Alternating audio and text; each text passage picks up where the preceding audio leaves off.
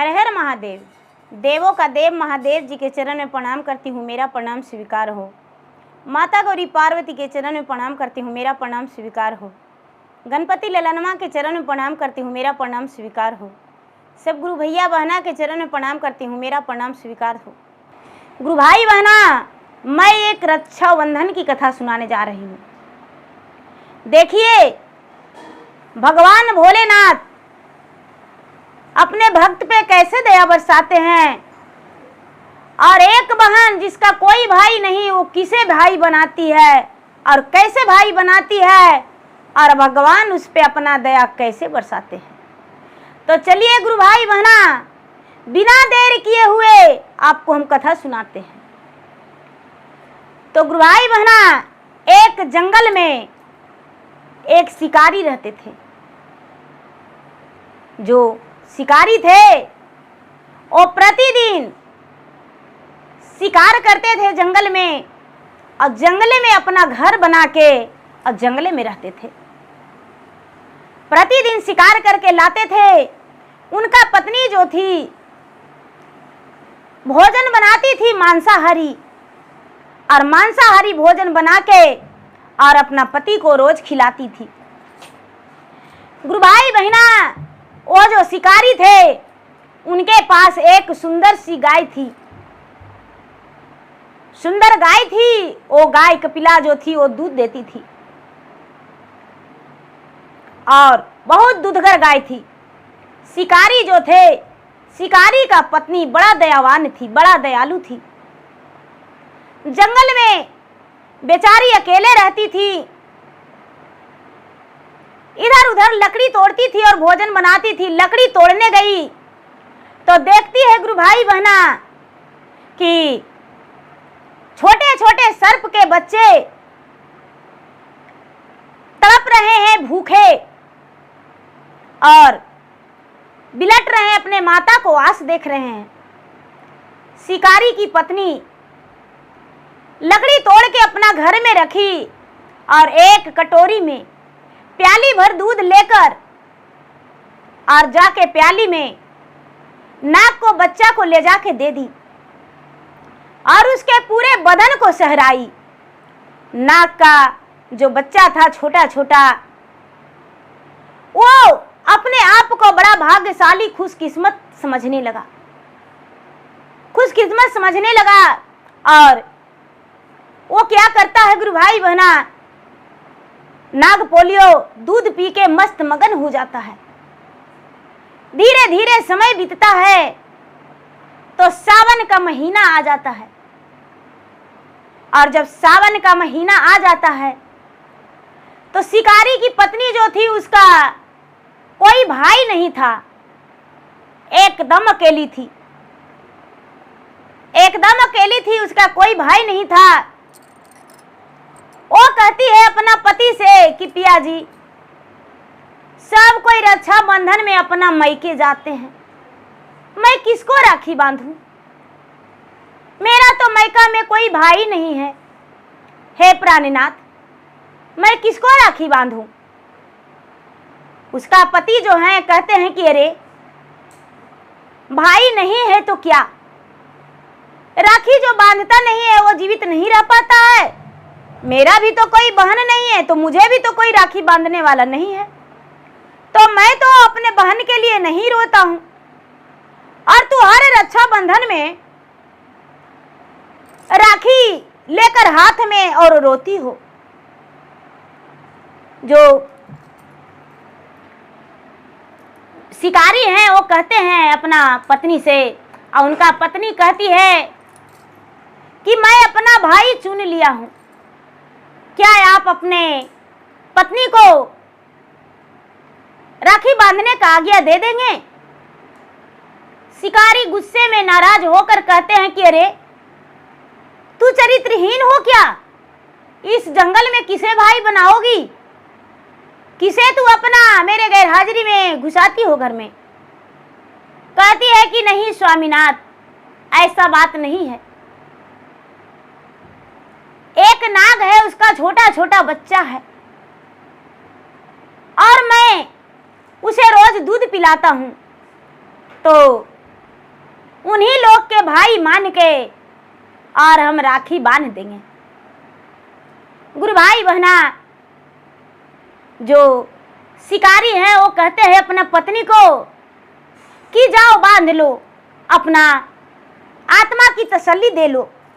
जो कि शिकारी थे, शिकारी कोई पूजा पाठ कभी नहीं करते थे। शिकारी की पत्नी देवता देवी पूजा पाठ सब कुछ करती थी। वो क्या कि घर के रक्षाबंधन के दिन देवता देवी करके और थाल में राखी लेके, प्याली में दूध लेके और कहाँ चल गई, जहां रोज सर्प को दूध पिलाती थी। सर्प तो बेजुबान था, उसे तो ये भी नहीं पता था कि ये कौन है मुझे दूध पिलाता है। गुरु भाई बहना, ये जो बेचारी शिकारी की पत्नी थी, ले जाके दूध का प्याली रख दी और दूध के प्याली रख के और दूध पिला दी। उसका माथे पे तिलक लगा के सहरा के और उसका माथे के नीचे राखी बांध दी। 5 राखी ले गई थी और 5 बच्चा का बांध दी। नाग तो देखने में बड़ा खूबसूरत लग रहा था, राखी बंधा के अपना चेहरा जो था एक दूसरे को दिखा रहा था कि देखो मैं कैसा लग रहा हूं। एक दूसरे नाग को कह रहा था कि अरे भाई तू तो बहुत सुंदर लग रहा है। एक दूसरे में आपस में बहुत खुश था। शिकारी की पत्नी घर आ गई। उसके माता पिता आए तो कहने लगे कि अरे तुम्हारे शरीर पे राखी कौन बांध दिया है। नाग कहता है कि पिताजी, जिसने रोज मुझे दूध पिलाता है उसी ने मुझे आज राखी भी बांध के गया है। राखी उन्होंने बांध के गया है तो हाँ। अब गुरु भाई बहना, ये जो नाग हैं, नाग उसके घर चले गए। आखिर क्या लालच से मेरा बच्चा को दूध ये पिलाता है, क्या इसके मन में है आज दूध पिलाता है, कल के यदि मेरा बच्चा को मार देगा तब हम क्या करेंगे। नाग जो है उसका चौकड़ी मार रहा है, घर के नागिन भी मार रही है, लेकिन उसका घर से कोई बालक नहीं निकला। कोई बालक नहीं निकला। सोचता है कि लगता है कि इसका घर में इसका कोई संतान नहीं है।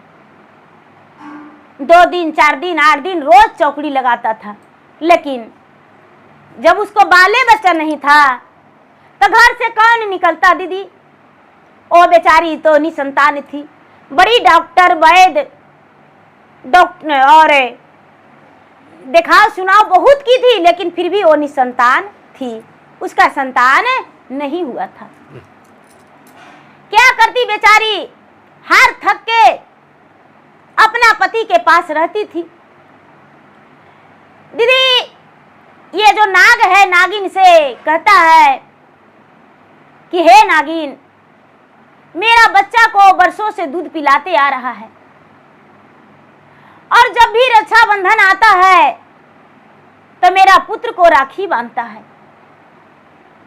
ये बांध के और कुछ भी इनाम नहीं मांगती है। वो क्या उसे मेरा फर्ज नहीं बनता है कि मैं कुछ उसे दूं। नागिन कहती है कि हे महाराज, हे स्वामीनाथ, आखिर मैं उसे क्या दे सकती हूं, मेरे पास क्या धन है। नागराज कहते हैं कि हे नागरानी, मेरे पास तो धन नहीं है, लेकिन उसके लिए हम कुछ भी कर सकते हैं। कहते हैं क्या, तो ये निसंतान है और मेरे पुत्र को राखी बांधी है, तो इसके इनाम में इसका यदि पुत्र दे दूं तो क्या दिक्कत है। नागिन कहती है कि महाराज, पुत्र एक गुड़िया का खेला नहीं है जो पुत्र दे देंगे इसे। कहते हैं कि चिंता मत करिए नागरानी, आप धीरे धीरे देखते जाइए। जो नागराज हैं गुरु भाई बहना, कहते हैं मैं पास कैलाश पर्वत पे जा रहा हूं। नागिन कहती है कि हे स्वामीनाथ, आप जाएंगे तो आपसे हम पीछे नहीं रहने वाले हैं। जो स्त्री मां नहीं बन पाती है उसका जीवन व्यर्थ है, और मैं भी एक स्त्री हूं, और वो भी शिकारी का पत्नी भी एक स्त्री है। शिकार तो करना उसका धर्म है, उसका कार्य है, तो शिकार करके लाता है, लेकिन वो दोषी नहीं है। हम उसके लिए माता गौरी से और भोलेनाथ से अवश्य संतान की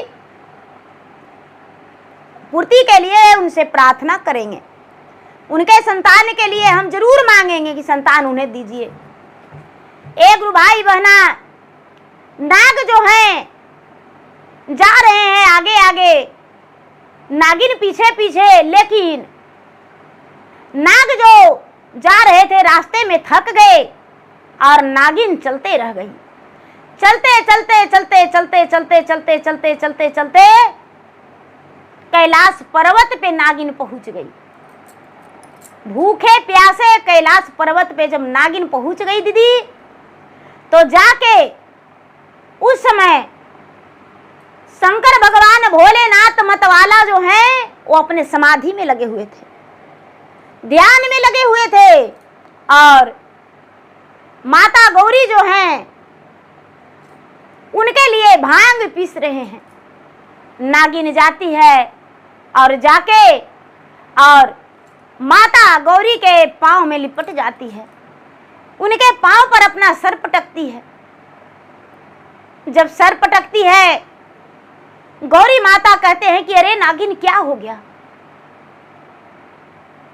नागिन कहती है, नागिन कुछ नहीं बोलती है, चुपचाप बेहोश हो जाती है।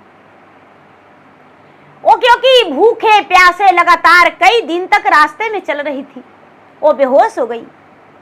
जब बेहोश हो गई तो गौरी माता क्या किए कि थोड़ा सा जल लेकर नागिन का सर पे छिड़के और नागिन का होश आ गया। नागिन से कहते हैं कि हे नागरानी, आखिर क्या कारण है जो पैदल की रास्ते आई हो कैलाश पर्वत पे, हमें बताओ, तुम्हारा दुख का हरण हम करेंगे। जो नागिन है वो कहती है कि हे गौरी माता, आप तो माता जगत जननी है, आप तो 3 लोक की माता हैं, एक का माता नहीं। हे माता, हम जंगल में रहते हैं और जंगल में एक शिकारी रहता है, वो मानव है, इंसान है, लेकिन वो निसंतान है,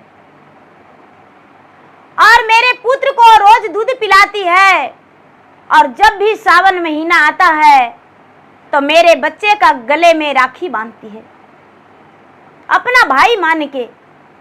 तो मैं उसका माता हो गई, और यदि माता हो गई हूं तो पुत्री का चिंता कौन करेगा, और वो निसंतान है। हे माता जगत जननी, यदि आपके कृपा हो तो क्या उसको संतान नहीं होगा। गौरी माता कहते हैं कि पुत्री, तुम्हारा हम हर दर्द हर दुख को समझ रहे हैं, और जब ऐसा कहती है तो महादेव समाधि में हैं, अपना समाधि से तोड़ेंगे ध्यान को तो उनसे हम बात करेंगे। महादेव का ध्यान टूटा, जो पार्वती हैं वो दूध दे दिए नागिन को, नागिन दूध पी ली, गेड़ुरी मार के बैठ गई नागिन, और न पार्वती सोचते हैं कि आहा, लोग इसे देखते हैं तो डंडे से मार देते हैं, लेकिन एक इंसान के लिए प्रार्थना करने आई है कि हे भगवान, उसे संतान होना चाहिए। कैसा लीला है भगवान का। गुरु भाई बहना, शंकर भगवान जब समाधि से हटे तो नागिन उनका पैर पे ले जाके गिर गई। शंकर भगवान हाथ से उठा के कहते हैं कि हो नागरानी, क्या बात है, क्या बात है जो तुम आई हो मेरे पास। नागिन कहती है, सुन हो का सुन हो जैसे वाग्रो आ हमारी बाचनी आजी। अरे सुनी लाना हीरी दाल गाई जी, जंगल के बासेड़ा बाजी शिवाग्रो आहा महू जे ही जी।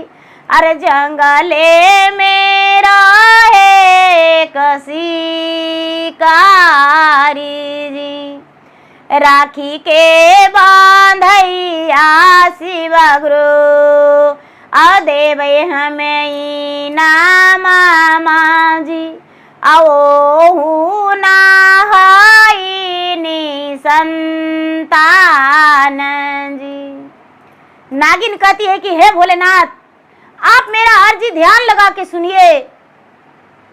जंगल में हम भी रहते हैं, जंगल में एक शिकारी भी रहता है, लेकिन हे भोलेनाथ, हे महादेव, वो निसंतान है और उसको हमें राखी बंधाई में देना है इनाम।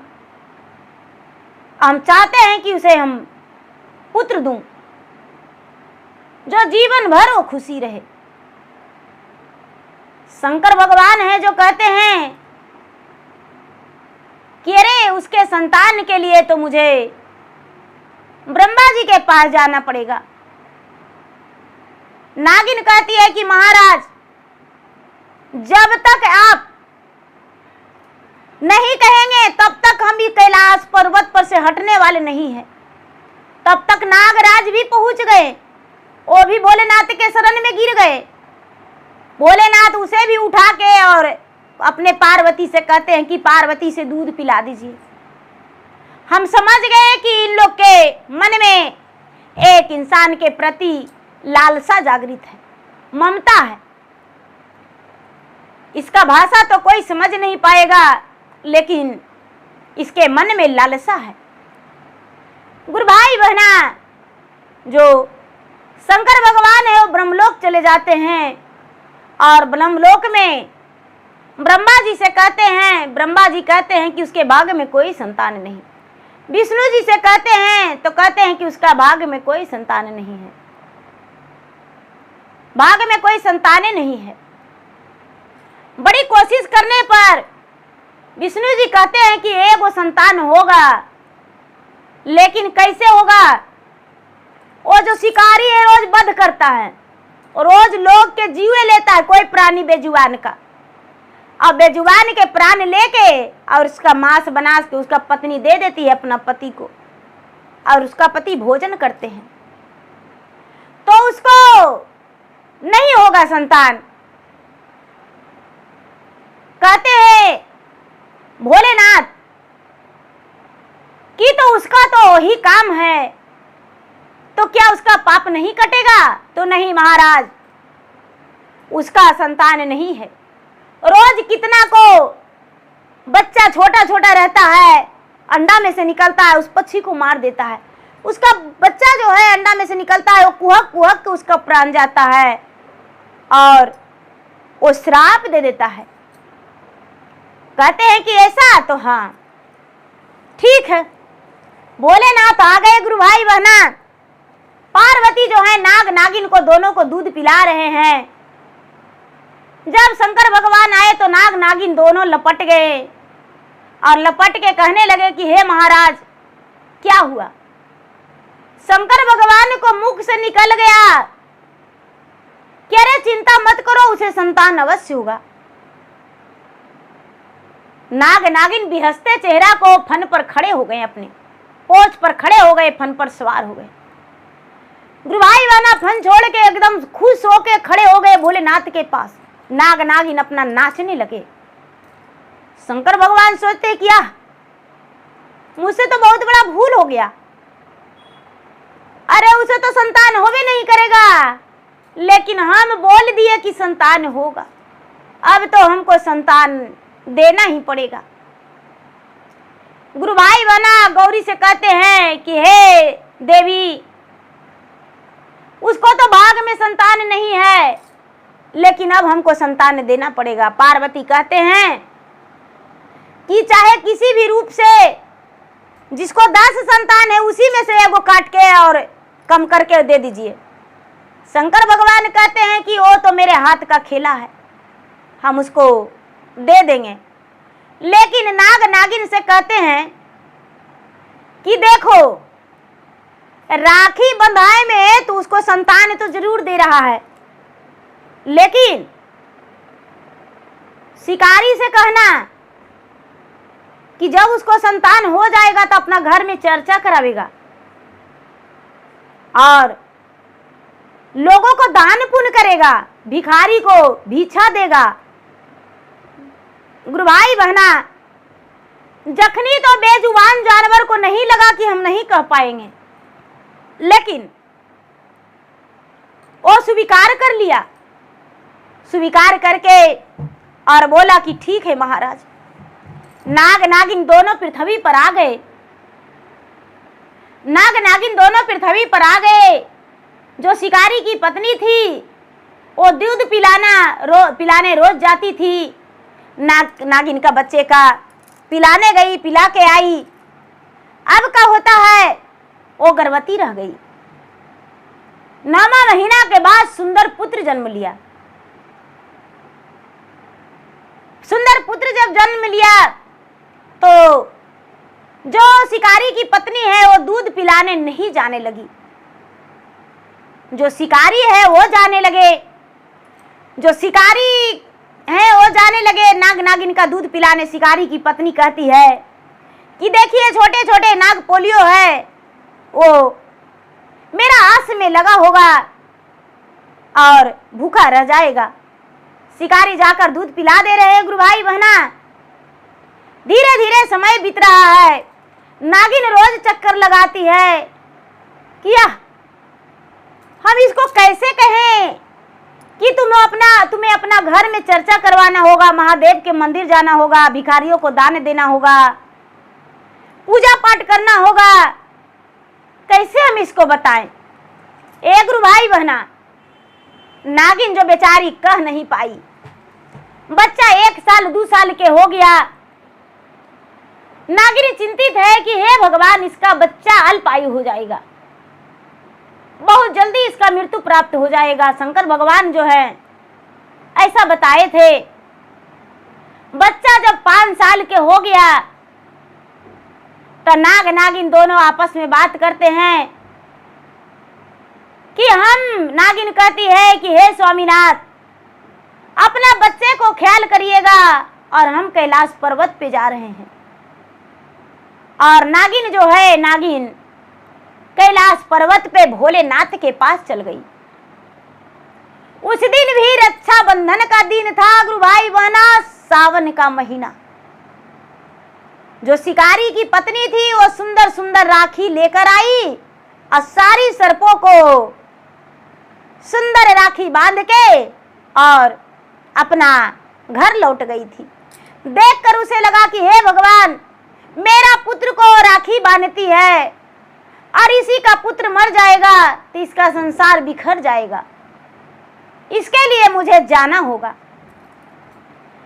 वो कैलाश पर्वत पे जाके फिर से माता पार्वती के शरण में लिपट जाती है और लिपट के माता से कहती है कि हे माता, वो तो मेरा भाषा समझ ही नहीं पाता है, मैं उसे कैसे समझाऊं कि तू पूजा पाठ करो। मैं तो बेजुबान हूं, मैं तो एक जंगली जानवर हूं। जो नागरानी है, नागरानी माता पार्वती से भोलेनाथ से कह रहे हैं। भोलेनाथ कहते हैं कि हाँ, ये सत्य है कि वो दान पुण्य नहीं करता है, और दान पुण्य नहीं करेगा तो उसका बच्चा 12 वर्ष होते होते मृत प्राप्त हो जाएगा।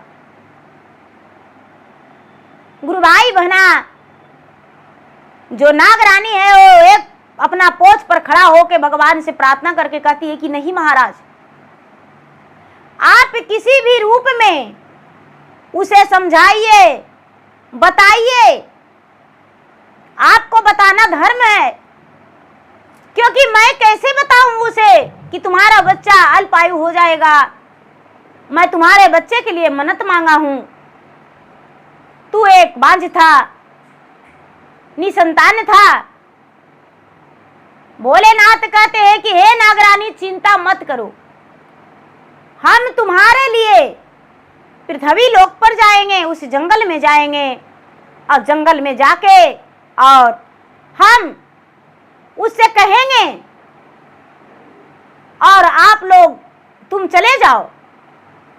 नागरानी जब जाने की तैयारी की तो शंकर भगवान क्या किए कि पल भर में उसको अपना स्थान पर पहुंचा दिए। नागरानी अपना स्थान पे लौट आई दीदी। अब शंकर भगवान कुछ दिन के बाद 4-6 महीना, 9 महीना, 10 महीना, 12 महीना बीता तो फिर से सावने के महीना आ गया गुरु भाई बहना। तो फिर से सावने के महीना में शंकर भगवान और मैया पार्वती दोनों एक बूढ़ा एक बूढ़ी का रूप धारण करके और कहाँ आए? जंगल में, वही शिकारी के पास और शिकारी की पत्नी के पास। ओम नमः शिवाय, हर हर महादेव, हर हर महादेव। शिकारी निकला और कहता है क्या? शिकारी कभी दान पुण्य नहीं करता था, शिकारी की पत्नी भी कभी दान पुण्य नहीं करती थी। ए क्या है? तो रे बच्चा, हम बहुत भूखा हैं, हमको भोजन करा दो बेटा, हम बहुत भूखा हैं। एक वो डंटा शिकारी लिया दीदी और महादेव के मारने के लिए निकला कि है हम कितना मुश्किल से शिकार करते हैं, कमाते हैं और थोड़ा अन्न लाते हैं और मांस भात रोज हम बना के खाते हैं, और उसी में तुम मेरे घर आ गए हो मांगने। हम जिंदा नहीं छोड़ेंगे, हम किसी भिखारी को भिक्षा उछा नहीं देते हैं। एक गुरु भाई बहना जो पार्वती है वो कहते हैं बेटा, हम गोड़ पड़ते हैं बेटा, हाथ जोड़ते हैं बेटा, मेरे जो पति है वो बूढ़ा है, मत मारो बेटा, मत मारो, हे बेटा मत मारो। इतना ही में गुरु भाई बहना जो शिकारी की पत्नी है वो निकली और अपना पति को हाथ पकड़ के कहती है कि ए जी काहे ऐसे कर रहे हैं जी, हम एक मुट्ठी, एक तो कभी मेरा दरवाजा पर कोई आता नहीं है, लेकिन आज एगो भिखारी आए हैं और एक मुट्ठी भोजन कराने के लिए कह रहे हैं, तो हम आज खाना नहीं खाएंगे, लेकिन आज हम भोजन करा देंगे। जो नगवा नगिनिया है गुरु भाई बहना, शंकर भगवान के कमंडल में शंकर भगवान अपना बैठा लिए कि चलो हम तुमको दिखाते हैं, हम उसके दरवाजा पर जाएंगे और उसको हम मोहित करेंगे और पूजा पाठ के लिए हम मनाएंगे। एक गुरु भाई बहना जो बेचारी शिकारी की पत्नी है वो कहती है कि हम भोजन नहीं करेंगे, लेकिन इन लोग का भोजन करवा देंगे। जो शिकारी है कहते हैं कि तो ठीक है, जाके करवा दो भोजन, लेकिन तुम खाना मत। शिकारी की पत्नी जाके कहती है कि बाबा मैं ठहरा एक शिकारी का पत्नी और शिकारी के पत्नी है, तो बाबा आप क्या मेरे घर भोजन ग्रहण करेंगे? आप तो शाकाहारी होंगे। बाबा कहते हैं कि हाँ पुत्री मैं शाकाहारी हूँ। बाबा कहते हैं कि पुत्री मैं तो शुद्ध शाकाहारी हूँ, लेकिन तू मुझे खिचड़ी बना के खिला देगी तो हम खा लेंगे, भोजन कर लेंगे। ऐसा बात सुनकर शिकारी की पत्नी तुरंत स्नान करने से पहले अपना बर्तन साफ की और बर्तन साफ करके सोचती है कि स्नान करके भोजन बना देगी। फिर लगा रे इसमें तो रोज मांसाहारी भोजन बनाते हैं, और वो बाबा जो हैं पता नहीं इसमें से खाएंगे कि नहीं। मिट्टी का हांडी एक लेकर और उसमें मुट्ठी भर दाल, मुट्ठी भर चावल गुरु भाई बहना डाल के और नमक मसाला डाल के और एक गड्ढा खद के और उसी में लकड़ी जला के और हांडी चढ़ा के मटकी और खिचड़ी बना के और बूढ़ा बाबा और बूढ़ी माता को दोनों को भोजन शिकारी की पत्नी करवा दी। शिकारी की पत्नी करवा दी गुरु भाई बहना। जब माता भोजन कर रहे हैं तो बच्चा जो है दौड़ता हुआ जा रहा है, तो जाके और दादी कह के उसमें लटक गए, माता जी में लटक गया, पार्वती में। वो तो पार्वती थे भेष बदले। कहते हैं बेटी ये तुम्हारा बेटा है? तो हाँ बेटी, इसका भाग रेखा कभी दिखाई हो? नहीं माता जी, नहीं दिखाए हैं। इस जंगल में कौन ब्राह्मण आता है? बेटी मेरा कहना मानो, यदि तुम्हें मानना है तो मेरा बात मानो या मत मानो, लेकिन बेटी ये तो अल्पायु है। तू इसके नाम से दान पुण्य पूजा पाठ चर्चा भजन करेगी ना, तभी इसका दीर्घायु होगा। कहते हैं कि माता इस जंगल में चर्चा, माता भोलेनाथ जो है कहते हैं कि बेटी आगे जाना, एक महादेव का मंदिर है, रोज जाके 1 लोटा जल महादेव के मंदिर पर चढ़ा देना, महादेव पर चढ़ा देना, और महादेव पर जल चढ़ा के और वहीं पर तुम बैठना, बड़ी सारा लोग आ जाएंगे, चर्चा भजन कर लेना, और रुपया 2 रुपया 8 आना 4 आना गरीबों में दान करना। जो बेचारी शिकारी की पत्नी है वो अपना पति से कहती है कि ये जी मेरा बाबू अल्पायु है, दीर्घायु नहीं है, इसका आयु लंबा नहीं है। ऐसा किसने बोला? तो वो जो माता आई हैं जिनको मैं भोजन करवाई हूँ अभी आराम कर रहे हैं। देखिए गुरु भाई बहना, शिकारी का मन घूम गया और माता के पास जाके चरण छू के और कहता है कि बाबा प्रणाम, मेरा प्रणाम स्वीकार कर लीजिए। मैं अंधा हूँ, मैं नादान हूँ, मुझे क्षमा कर दीजिए और मेरे पुत्र के बारे में समझा दीजिए। शिकारी जो है, शिकारी को बाबा समझाते हैं, भोलेनाथ स्वयं बूढ़ा के रूप में, माता पार्वती बुढ़िया के रूप में, कि देखो बेटा तुम्हारा पुत्र जो है अल्पायु है, इसके लिए तुम दान पुण्य करो, और दान पुण्य करके चर्चा भजन करके और इसका दीर्घायु कर दो, उन लोग आशीर्वाद देंगे। जो दोनों हैं शिकारी कहते हैं कि बाबा आप बहुत अच्छा किए कि मेरे पुत्र को बारे में बता दिए, यदि नहीं बताते तो मेरा पुत्र को आखिर क्या होता। कहते हैं कि ऐसा बात नहीं है, मेरा धन्यवाद नहीं करो। एक नागिन जो है, एक नाग जिसे तुम्हारा पत्नी रोज दूध पिलाती है, उसका पुत्र को भाई मान के दूध पिलाती है, और हर पूर्णिमा के दिन रक्षाबंधन में, सावन महीना में राखी बांधती है। वही राखी का इनाम में ये पुत्र है तुम्हारा, तुम निसंतान था, तुम्हारा भाग में कोई संतान नहीं था। 2-2 बार कैलाश पर्वत पे उन्होंने गया और कैलाश पर्वत पे जाके अर्जी लगाया है, और मैं उसी का अर्जी से तुम्हें संतान प्रदान किया हूं। जो शिकारी हैं कहते हैं कि बाबा ऐसा है? तो हाँ, और अपना रूप में भोलेनाथ प्रकट हो गए। अपना रूप में भोलेनाथ और माता गौरी प्रकट हो गए। गुरु भाई बहना, शिकारी और शिकारी की पत्नी दोनों माथा टेक दिए और कहने लगे कि हे भगवान, आप तो धन है, मैं तो एक अवध शिकारी था और आप मुझे दर्शन दिए और नयन खुलवा दिए। आज से कभी किसी प्राणी का जीव नहीं लेंगे और मेहनत करेंगे, कमाएंगे और अच्छा से रहेंगे, और दान पुण्य करेंगे, भिखारी को भी भिक्षा देंगे, पूजा पाठ भी करेंगे। जो शंकर भगवान है आशीर्वाद देकर अदृश्य हो गए। जो शिकारी हैं और शिकारी की पत्नी रक्षाबंधन के दिन दोनों मिलके गुरु भाई बहना उसी सर्प पे के पास गए और सर्प के पास जाके और राखी और दूध लेकर खड़ी हो गए। राखी और दूध लेकर खड़ी हो गए। जितना सर्प के शिकारी की पत्नी राखी बांधती थी, सभी आकर खड़ी हो गए और दूध पिलाई। सब दूध पी लिए, सबके माथे पर तिलक लगाई और तिलक लगा के और राखी बांध दी। जब राखी बांध दी गुरु भाई बहना, तो जो नागराज है कहते हैं कि पुत्री,